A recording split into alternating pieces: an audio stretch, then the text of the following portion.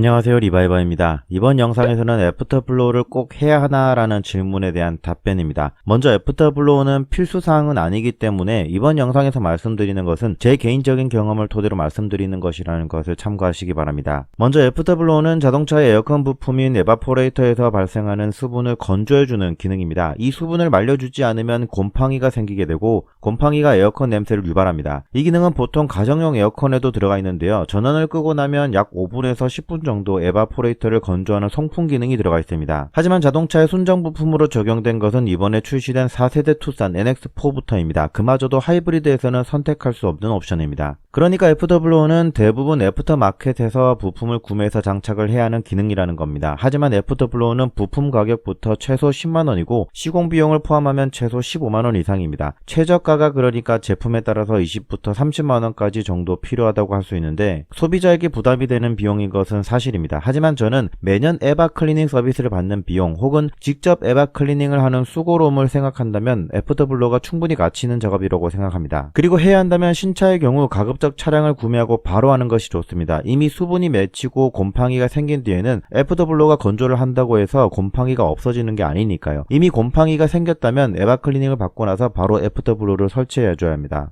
참고로 에바 클리닝도 사실 좋은 작업은 아닙니다. 화학 성분으로 곰팡이균을 불려서 없애주는 작업이기 때문에 완벽한 무독성이라고도 할 수 없기 때문입니다. 제일 완벽한 방법은 에바포레이터에 있는 곰팡이를 화학적인 방법뿐만 아니라 물리적으로도 제거를 해줘야겠지만 비용적인 면에서 부담이 큽니다. 그래서 애프터블로우가 필요한 것이죠. 물론 애프터블로우가 있다고 해서 정말 수분이 완전 제로가 될 만큼 건조를 시켜주는 것도 무리겠지만 기능이 없는 것보다는 훨씬 낫습니다. 게다가 인터넷 후기나 각종 동호회 후기를 보더라도 거의 대부분 만족도가 높습니다. 자동차 에어컨 온도를 완전히 낮게 떨어뜨리면 곰팡이가 수분으로 덮이면서 냄새가 안 나는 것처럼 느껴질 수도 있지만 AC 버튼에 불이 꺼지면 바로 다시 냄새가 나는 것은 대부분 알고 계실 겁니다. 특히 운전자뿐만 아니라 가족을 위한 패밀리카의 성격을 띈다면 더 애프터블로우를 권장하고 싶습니다. 여름뿐만 아니라 겨울에도 앞유리에 성해가 발생하면 디포그 버튼을 누르면 또 에어컨이 작동하기 때문에 애프터블로우는 사계절 내내 유용하게 사용할 수 있습니다. 그리고 유튜브 영상을 보면 블루링크나 유보로 공짜 애프터블로우 기능이 있다고 하는데 매번 내리고 나서 그 작업한다고 생각하면 여간 귀찮은 게 아닐 겁니다. 물론 효과는 있겠지만 자동이 아니기 때문에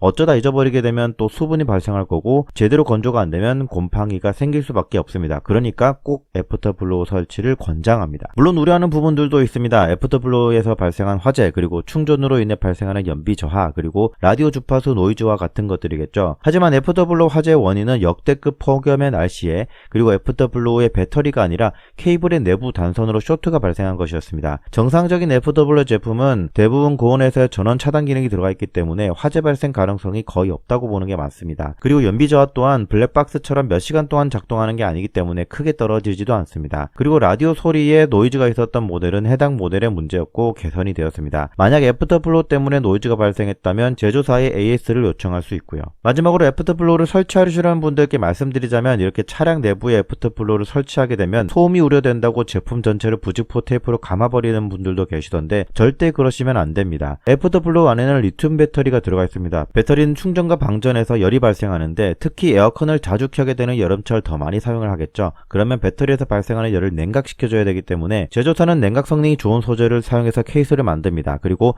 일부에는 이렇게 주름을 만들어줌으로써 표면적을 넓혀서 냉각 성능을 높여주는데요. 이렇게까지 냉각 성능을 위해서 소재와 설계를 적용했는데 부직포 테이프로 다 감아버리면 제조사가 설계한 냉각 성능이 안 나오게 되고 성능은 떨어지고 수명은 감소하게 됩니다. 그러니까 부직포로 완전히 감싸버리는 작업은 절대 안 됩니다. 모든 제품의 디자인에는 이유가 있는 겁니다. 애프터블로우는 최근 가격도 많이 저렴해져서 모비스 제품은 10만원이면 구입이 가능하고 설치하는 방법도 유튜브나 각종 인터넷 동호회에 글이 많으니까 직접 설치도 가능하며 작업 난이도도 낮은 편입니다. 저의 경우 설치 작업은 약 30분 정도 걸렸습니다. 결론적으로 저는 특히 신차는 꼭 애프터블로우 설치를 권장합니다. 이번 영상은 여기까지입니다. 영상을 시청해주셔서 감사합니다. 저는 지금까지 리바이버였습니다. 감사합니다.